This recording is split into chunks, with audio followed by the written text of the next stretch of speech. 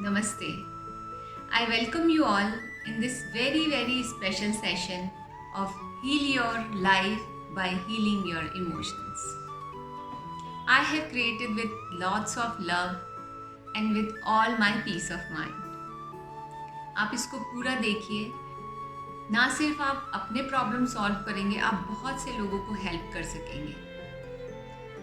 BP का issue है, thyroid का प्रॉब्लम है, एलर्जीज का प्रॉब्लम है, डायबिटीज़ का प्रॉब्लम है, थायराइड का प्रॉब्लम है, लोअर बैक पेन है, सायाटिका है, स्टिफनेस है, जॉइंट पेन है, साइनस है, माइग्रेन है, सारे प्रॉब्लम के सॉल्यूशंस आपको यहाँ मिलेंगे। मैं एक चीज़ हमेशा बोलती हूँ, यत पिंडे तत् ब्रह्मांडे, यत ब्रह्मांडे तत् पिंडे। ये चीज़ बहुत बार आप लोगों ने मेरे मुंह से सुनी और आप सब लोग एग्री करेंगे कि ये कैसे क्रिएट हुआ। We are the co creator of our life. जो भी चीज़ें हमने अपने बॉडी में क्रिएट करी है, अपने वर्ल्ड में क्रिएट करी है, it all depends on how we are feeling inside. अब साइंटिस्ट भी ये मानते हैं कि हमारी जितनी भी डिजीज़ेस हैं वो क्रिएट होती है जो हमारे लाइफ के एक्सपीरियंसेस होते हैं या जो हमारे थॉट प्रोसेस है, बिलीफ सिस्टम है, वहाँ से शुरू होती है। मेरे पर्सनल एक्सपीरियंसेस हैं, मेरे अपने क्लाइंट के साथ में, अपने फ्रेंड्स के साथ में एक्सपीरियंसेस हैं कि कैसे उन्होंने ऐसी चीज़ें हील की हैं, ना सिर्फ अपने बॉडी में, अपने यूनिवर्स में, अपने चारों तरफ, सिर्फ अपना जो थॉट प्रोसेस है, अपने जो इमोशंस हैं उनको हील करके। और आप में से बहुत सारे लोग रिलेट कर पाएंगे। मेरा इंस्टाग्राम पे जो फर्स्ट पोस्ट था जो बहुत लोगों ने अप्रिशिएट किया और रिलेट किया अपने आप से, वो ये था कि आपका जो अपर बॉडी पेन है वो किन किन इमोशंस की वजह से होता है और उसको आप कैसे हील कर सकते हो। अगर हम रूट चक्रा से भी देखें तो हमारे जो लोअर बैक में पेन होता है या हमारा लोअर बॉडी में जो भी प्रॉब्लम्स आती हैं, उसका बहुत बड़ा रीज़न है that you are not feeling safe, secure about finances, about your needs. जिन लोगों को स्लिप डिस्क का प्रॉब्लम होता है उसका एक बहुत बड़ा रीज़न होता है they feel they are not supported. उनको किसी का सपोर्ट नहीं है। आप जब एफर्मेशंस बोलते हैं that I am supported, my life is supported, all is well in my world, आप ये जब बार बार रिपीट करते हैं आपके सबकॉन्शियस में ये बात जाती है और आप देखते हैं कि आप किस तरह से अपने बैग इश्यूज़ को सॉल्व करते हैं। आयुर्वेदा में बोला जाता है कि जितनी भी प्रॉब्लम्स हमारे लाइफ में आती है वो वेग अवरोध जन्य होती है। वेग अवरोध जन्य का मतलब होता है कि हमने किसी भी चीज़ को फ्लो में नहीं आने दिया। जब हम उस फ्लो को रोक देते हैं तो वहाँ पे प्रॉब्लम क्रिएट हो जाती है। तो हमारी बॉडी में भी अगर किसी चीज़ का फ्लो रुक गया है, वात का रुक गया है, कफ का रुक गया है, पित्त का रुक गया है, तो वो प्रॉब्लम क्रिएट करता है।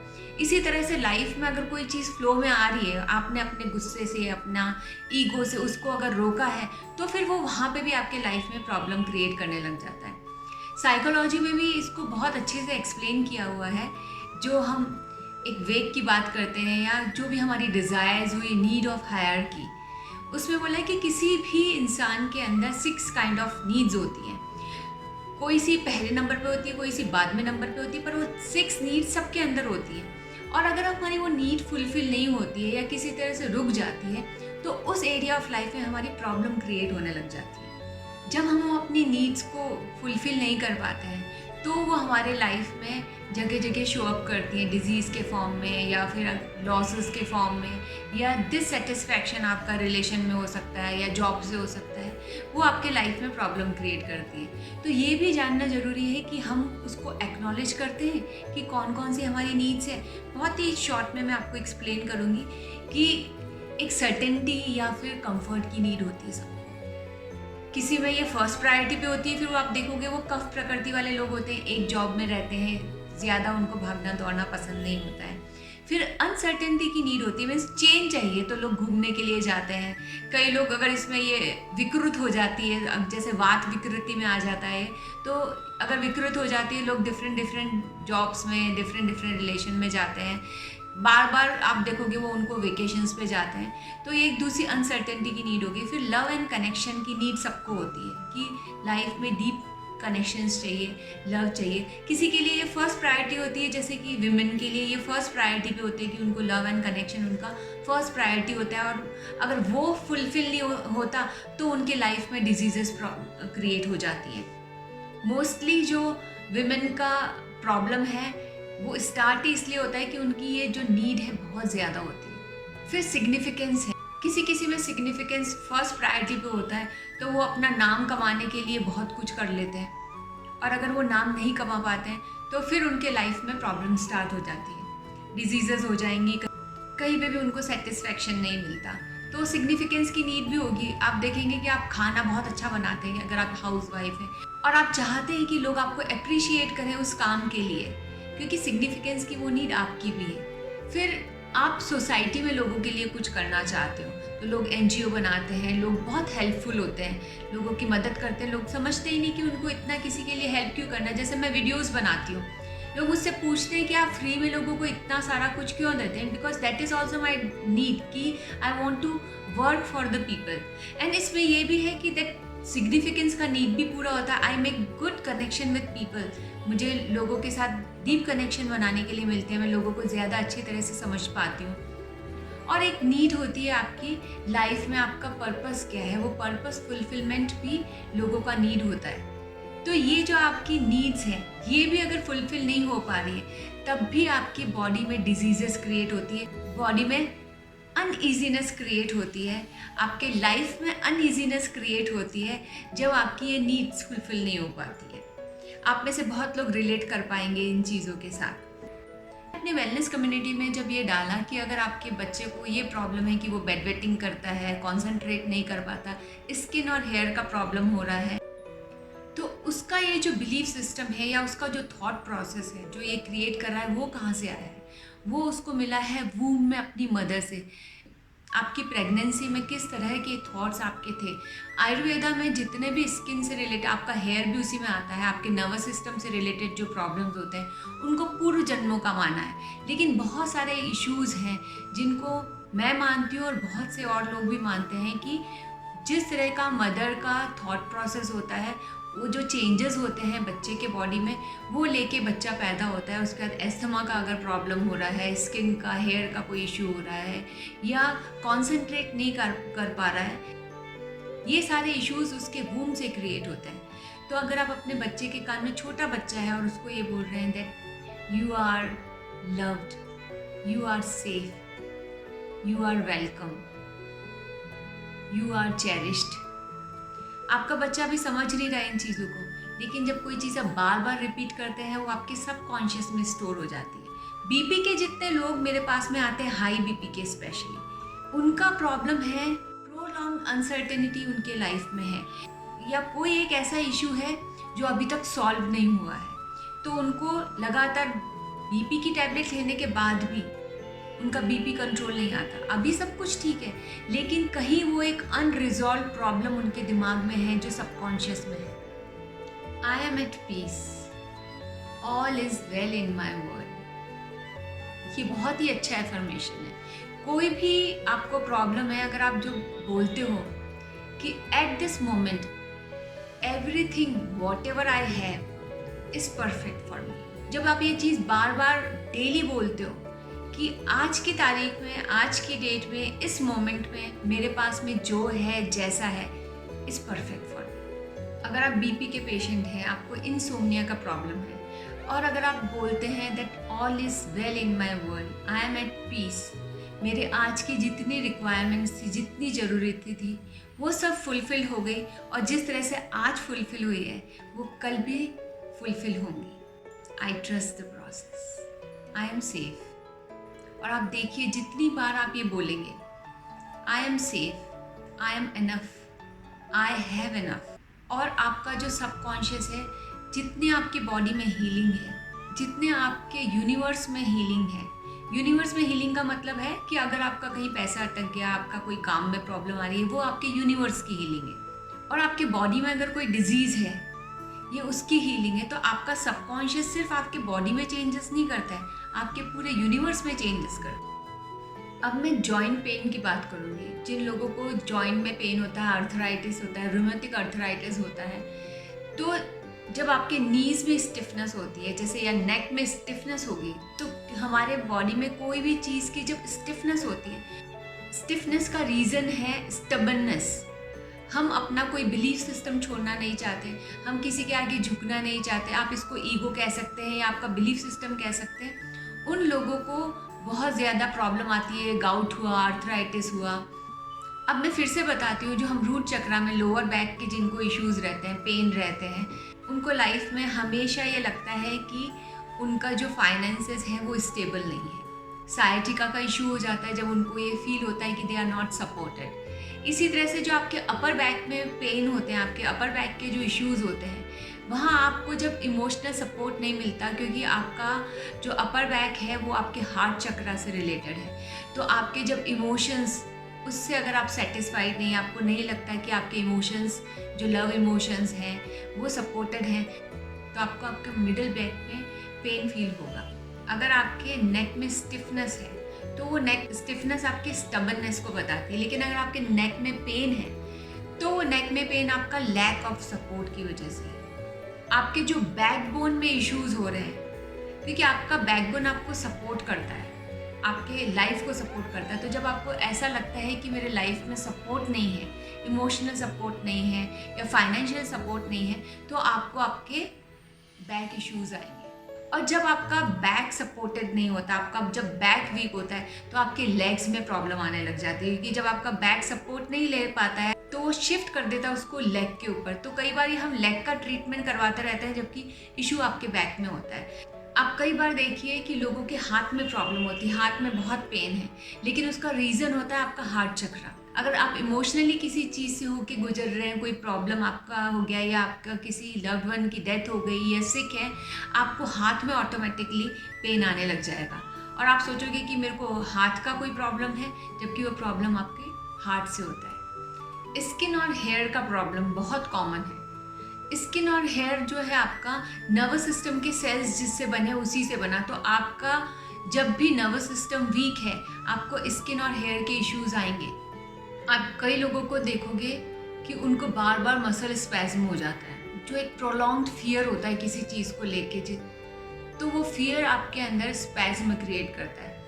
आप जब बोलते हो आई एम रिलैक्स, तो जितनी बार आई एम रिलैक्स्ड आप बोलोगे, आपका सबकॉन्शियस आपके बॉडी में रिलैक्सेशन क्रिएट करता है। वेरिकोस वेन का प्रॉब्लम, बहुत बार आपको शादी के बाद ऐसा फील होता है कि आप एक जगह पे स्टक हो गए। मीन्स आप बहुत कुछ करते थे पहले, अब आप कुछ नहीं कर पा रहे, you feel that you are stuck. Means आप मूव ऑन भी नहीं कर पा रहे हो, आप बाहर कुछ जाके भी नहीं कर पा रहे हो, तो आपको वेरिकोस वेन का प्रॉब्लम हो जाता है। इसलिए ये प्रॉब्लम बहुत ज़्यादा आफ्टर मैरिज विमेन में देखा गया है। अगर आपने अपनी लाइफ में बहुत रिजेक्शन देखा है, सॉरो देखा है, उसका सीधा असर आपके पैंक्रियाज पे होता है। इसलिए जितने लोग जिनको पैंक्रियाज का प्रॉब्लम है या फिर डायबिटीज़ का इशू है, उनको हमेशा अपने आप को बोलना चाहिए that I am joyful, I enjoy the sweetness of my life. Let को करना आना बहुत ही इम्पॉर्टेंट है। सेक्रल चक्रा जब हम बात करते हैं तो चक्रा हमारा रिलेटेड है हमारे रिप्रोडक्टिव ऑर्गन्स के साथ में, और क्रिएटिविटी होती है हमारी सेक्रल चक्रा से स्टार्ट। तो जिन लोगों को ओवरीज का प्रॉब्लम है, जब आपको अपने ओवरीज में ब्लड फ्लो बढ़ाना है ताकि पीसीओ का प्रॉब्लम नहीं आए, मेनोपॉज में या फिर आपके मेंस्ट्रुअल साइकिल में आपको कोई प्रॉब्लम नहीं आए, तो आपको कुछ भी काम क्रिएटिव करना है। जब मैं अवेयरनेस की वर्कशॉप लेती हूँ, हम मंडाला बनाते हैं उसमें, और वो जो मंडाला का इफेक्ट है वो सब लोगों के ऊपर इतना अच्छा होता है।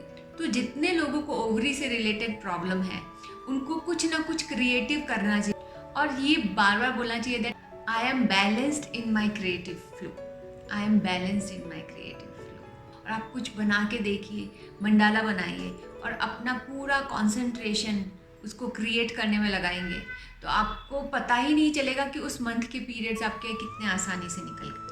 साइनस का प्रॉब्लम बहुत लोग रिलेट करेंगे, इससे बहुत कॉमन है। जब हम किसी भी चीज़ को ब्लॉक करते हैं, कोई पर्सन हमको पसंद नहीं, उसको ब्लॉक कर दिया, कोई सिचुएशन हमको पसंद नहीं या कोई जगह हमको पसंद नहीं, अब दिमाग में उसको ब्लॉक कर दिया, तो जो साइनस है वो हमारी जब हैबिट होती है चीज़ों को ब्लॉक करने की, बिकॉज इतना सारा रिजेक्शन मिला है, या इतने सारे एक्सपीरियंसेस ऐसे हुए हैं कि that we have started blocking things, तो आपको साइनस के इश्यूज होते हैं। हेडेक्स जब होते हैं लोगों को ये नहीं पता चलता कि वो हेडेक आपके माइग्रेन के हैं कि वो हेडेक आपके साइनस के हैं। लेकिन जब आपको साइनस का प्रॉब्लम होता है, आप अपना नोज टिल्ट करके आप यहाँ पे जब मसाज करते हैं, आपको पता चलेगा कैसे आपका म्यूकस बाहर निकल के आता है। आपको जब यहाँ पेन होता है, आपके जितने भी हम बोलते हैं उसको जो आकाश स्पेस वाले एरियाज़ हैं, जिसको हम चक्रास में भी स्पेस वाले एरियाज़ बोलते हैं, जब हम उसको बैलेंस करते हैं, और वो बैलेंस तभी होता है when we let go, we receive everything with open arm.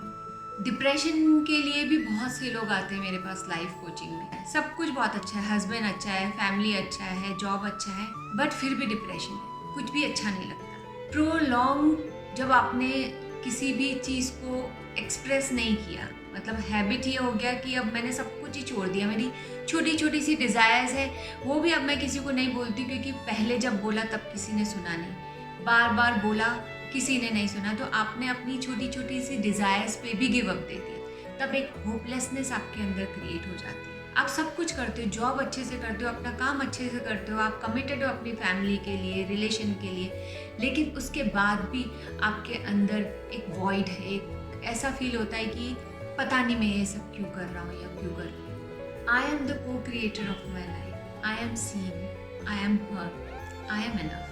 बहुत अच्छा एफर्मेशन है that I have enough, I am enough, everything is perfect in my world, I trust the process, I trust the process. एक ऐसा affirmation है जिसने मेरी life save की। जो फेथ और पेशेंस मेरे पास आज है, only because I trust the process. All my desires, everything is been taken care of and I am really grateful for it. और जब वो आपके अंदर फीलिंग होती है that everything is been taken care of, I am supported, वो जब आपके अंदर फीलिंग होती है, no matter what is going on in your mind, जो भी क्योस आपके कॉन्शियस माइंड में है, आपका जो सब कॉन्शियस है is always helping you, is always supporting you. कई बार जब लोग मुझे लिखते हैं कि मुझे ये प्रॉब्लम है, ये प्रॉब्लम है, तो मैं उनको कहती हूँ आप अपने जो वर्ड्स हैं उनको आप मुझे चेंज करके लिखिए that I M healing from my diabetes, that I M healing from my PCO।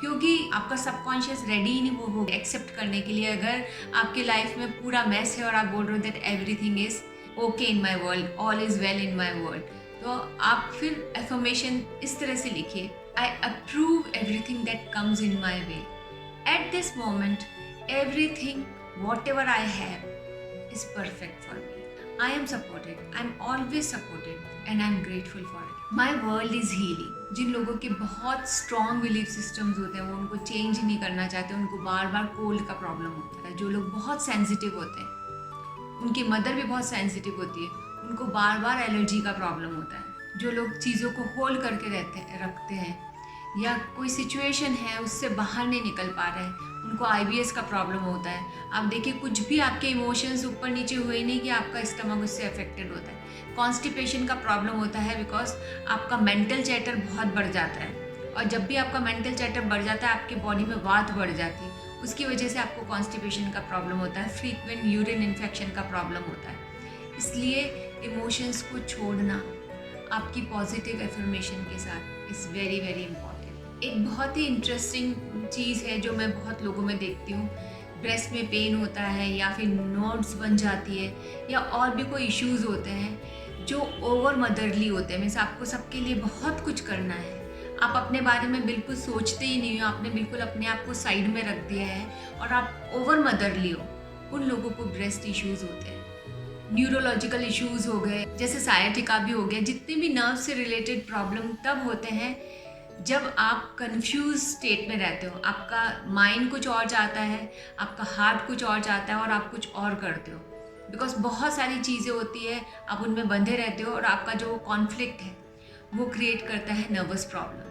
जब आप कांस्टेंट स्ट्रेस में रहते हो, आपका बॉडी जब constant fight and flight mode पे रहता है, आपको पता भी नहीं चलता। आप तो कहते हो मैं बहुत रिलैक्स रहती हूँ, बहुत आराम से रहती हूँ, लेकिन आपके सब कॉन्शियस में एक फियर रहता है या किसी चीज़ को लेके आपका अनसर्टेनिटी रहता है, आपका ट्रस्ट टूट जाता है, आपके अंदर ऑटो इम्यून डिजीजेस बन जाती है। एक्नॉलेज करना कि okay this is it and now trust the process and let. जो अपनी डिज़ायर्स को बहुत छुपा के रखते हैं, बता नहीं पाते हैं लोगों के सामने, उनको ईचिंग का प्रॉब्लम होता है। आजकल अर्ली मेनोपॉज या मेनोपॉज में बहुत सारे कॉम्प्लिकेशंस, बहुत प्रॉब्लम बहुत कॉमन हो गए हैं। और इसका एक बहुत बड़ा रीज़न ये है कि सेल्फ रिजेक्शन बहुत है। आपको और कोई लेट डाउन क्या करेगा, आप खुद को ही लेट डाउन करते हो कि ओके मैं ठीक नहीं हूँ, मैंने कुछ भी ठीक नहीं किया, मैंने इतनी पढ़ाई की लेकिन मैं लाइफ में कुछ नहीं कर पाई।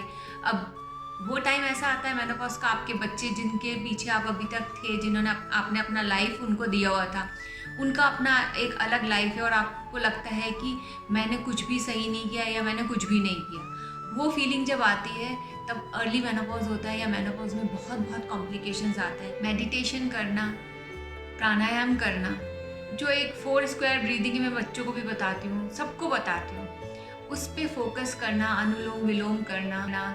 आप अगर अपने आप से नहीं कर पाते, इनिशियली आप गाइडेड मेडिटेशन करिए। बहुत से विमेन को मैं जानती हूँ, उनका जो शादी के बाद उनको फाइब्रॉइड्स की प्रॉब्लम्स हो गई, सिर्फ इसलिए कि इतना रिजेक्शन उन्होंने देखा। वो अच्छा खासा काम कर रहे थे और उसके बाद जब उन्होंने देखा कि कोई उनको पूछने वाला, उनका एग्जिस्टेंस ही नहीं है, वो जो एक रिजेक्शन है उनके बॉडी में कहाँ कहाँ प्रॉब्लम क्रिएट कर देता है। तो उन इमोशंस को रिलीज़ करना सीखना बहुत इम्पॉर्टेंट है। और वो इमोशन को रिलीज़ करना इस फीलिंग को लेट गो करना, फीलिंग को प्रोसेस करना।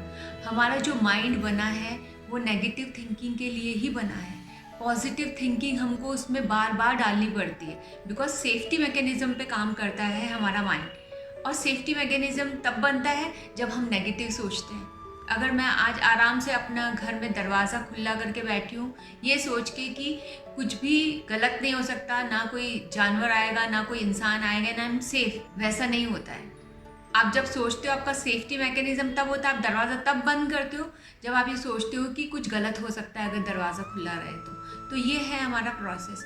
और उसी से आपको बाहर निकलना है। जब हमारी अंडरस्टैंडिंग हो जाती है कि ओके, ये जो उस समय पे मैंने फील किया, मेरे साथ हुआ या नहीं हुआ ये नहीं है, मैंने उस समय फील किया, वो जो स्टोरी अभी तक मेरे माइंड में है, उस स्टोरी का रिलीज़ होना बहुत इंपॉर्टेंट है। मेरे भी माइंड में बहुत सारे स्टोरीज थे जिसने बहुत बहुत डिजीजेस क्रिएट करे। एकदम से आप बहुत कुछ करते हैं लाइफ में, एकदम से आपको ये बताया जाता है that you are nothing, you don't even exist.